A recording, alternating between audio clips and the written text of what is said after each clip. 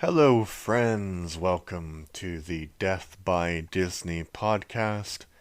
I'm your host, Adam, and I've given myself the kind of impossible task to watch all Disney films. And when I mean all Disney films, I mean all Disney films, animated, live action, from the beginning until now, and eventually things that they put out but they didn't want to put their name on it, like Touchstone Pictures and also Marvel films. So today, the film we're going to talk about is actually one that I like. It's called The Adventures of Ichabod and Mr. Toad, and it's kind of wonderful after the boringness of So Dear to My Heart from last week that I have something good to talk about.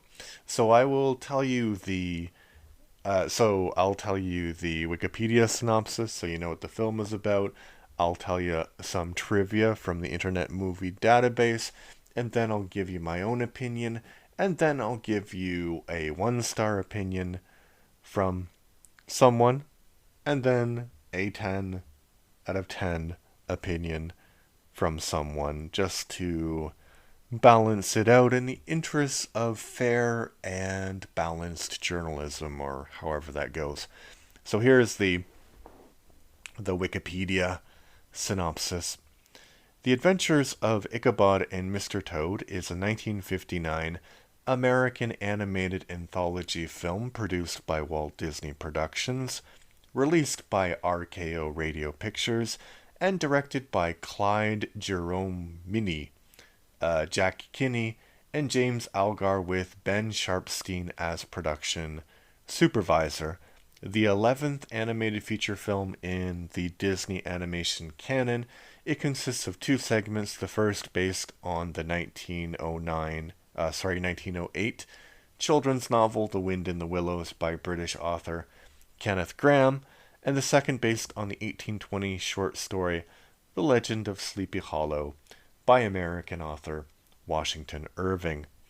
So that's the synopsis. I only found two bits of interesting trivia.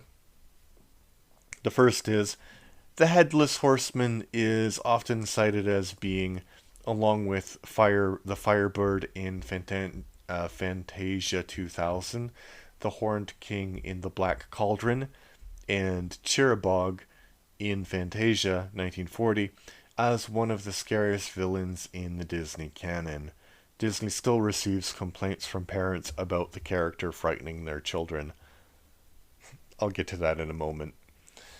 The second bit of trivia: the narrators of the film, Bing Crosby and Basil Rathbone, were cast in the film to increase its audience appeal.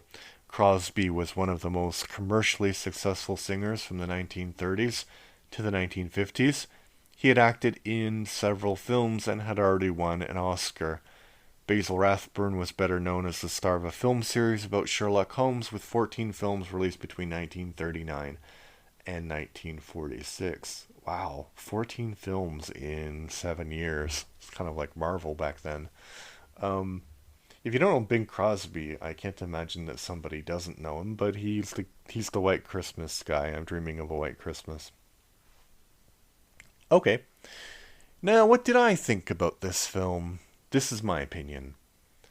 This is the last of the package films from the 1940s, which were produced because of the financial troubles that the Disney studio was enduring because of the Second World War, a cartoonist strike, and a pile of debt.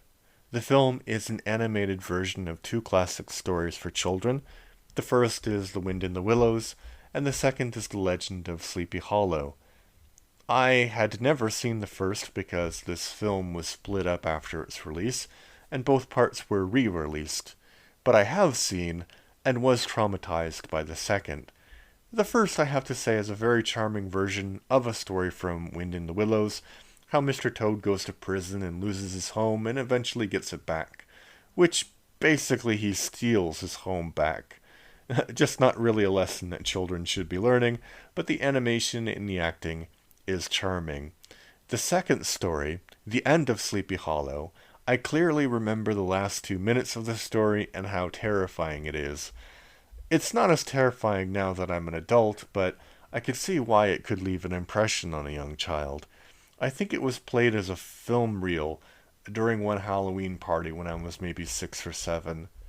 The only other notable part about it is how strange the animated Ichabod Crane is. He looks very odd, and I always thought that even when I was 6 or 7. Both parts are delightfully narrated by Basil Rathbone and Bing Crosby. A lot of movies from this time period are really boring, like So Dear to My Heart, but both parts of this film hold your attention, and the last part can terrify children. But I think children should sometimes watch things that scare them, but perhaps that's an unpopular opinion. The only other thing to note is that while the animation is charming, you can tell that costs were cut to make the film. The backgrounds look dull in comparison to the baroqueness that is the backgrounds of Pinocchio, and even though the sequence, as I have said a few times already, is terrifying, the horseman scene doesn't have the same level of creativity in its animation as other Disney films had. For example, the pink elephant scene in Dumbo or the devil on the mountain scene in Fantasia. It seems that this is the moment where the studio lost a bit of its creativity to focus on commercial success. But if you like Disney, you'll like this. So that was my review.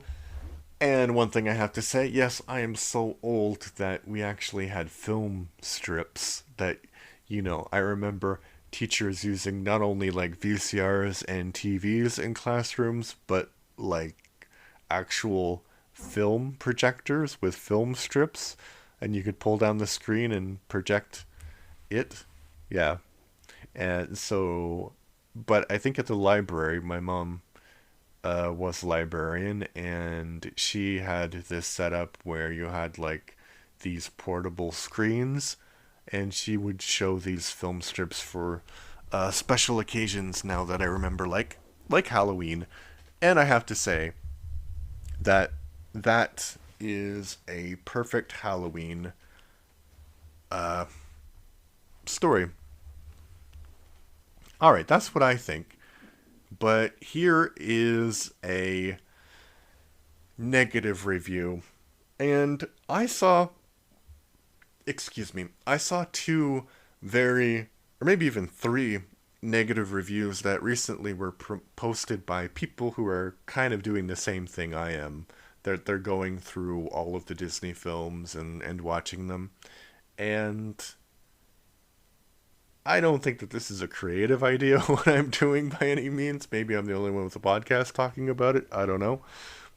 But I think, you're not being fair to them. But I chose a negative review that was a little bit older because I think it's a little bit more fair to judge, if that makes any sense. Because I think if you don't have any experience of this film, you didn't grow up with it, and then you watch it in a line of other films, I don't think you'll see necessarily how it's different.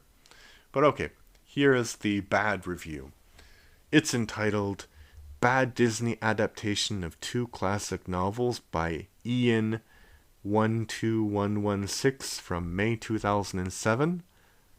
Well, if the Disney studio couldn't have gotten any worse back then, well, check out this piece of work.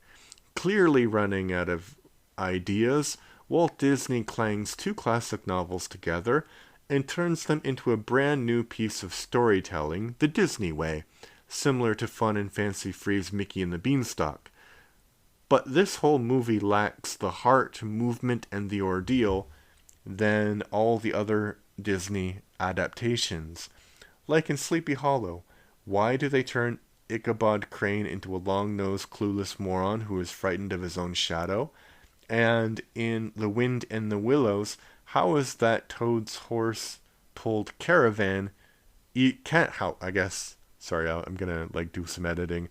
How can a Toad's horse-pulled caravan easily jump over rivers? Answer that one. The animation is below Disney's standard of the time, and the voiceovers are so lame that they make you want to vomit, but with the exception of Eric Blore, who makes a brilliant Toad. Bing Crosby and Basil Rathbone are brilliant narrators. Overall, this Disney movie stinks, and I'm not putting it in my favorite movie leagues in a hurry. Okay. To answer the negativity of that particular criticism, I do like that it's a bit older, like I said. So this person probably has seen it more in its natural habitat, if that makes any sense. But one, he says that Basil Rathbone and Bing Crosby do a great job with the narration, which they do. But then he criticizes the voiceovers, but they are the ones who are providing the voiceovers. So you can't have it both ways. Either it's good or it's bad. And as I said, the animation is not great. And maybe it does stray from the characterization in the story, but it's charming. Yeah, he's not brave. That's the whole point. He's not brave, and something horrible happens to Ichabod Crane. And how the caravan jumps over the river, I don't remember, but it's a cartoon would be the answer to that question. I don't know. That was 1 out of 10, by the way. And the next one, 10 out of 10. Technically not a Halloween special, but still the best ever. And this is from Babel, Alexandria, 6 November 2020. The Adventures of Ichabod is an October favorite for us. This year we watched both together. The Adventures of Mr. Toad is a little bit slower, and mostly of interest because of the wonderful Disneyland ride. Seb seems to have loved Mr. Winky, and seems surprised that he was evil, despite the name. Reviewing in 2020, the first time we watched it after a fabulous weekend in Sleepy Hollow last year, I was struck by how much they laughed at the first part of the show, which is almost entirely slapstick romantic comedy, followed by a sudden shift in mood at the Halloween party, where Brom Bones sings his song about the horsemen, leading into terror for the rest of the film. My kids made a great observation. There's no dialogue in Ichabod, only the voice of the narrator, Bing Crosby, and Brom Bones' song. Yeah, so, as you can tell, I like this one. If you have a chance, go out and watch it. I think I have a special treat for you, because if I remember correctly, next week is the first classic Disney film in a while, Cinderella. So please tune into next week's episode of Death by Disney to see what I have to say about that. If you have any comments, please leave a review anywhere you can leave reviews. You can answer questions on the Spotify. There's like a question place you can answer. But yeah, tell your friends, tell your dog, tell your neighbors, and thank you for listening. Bye.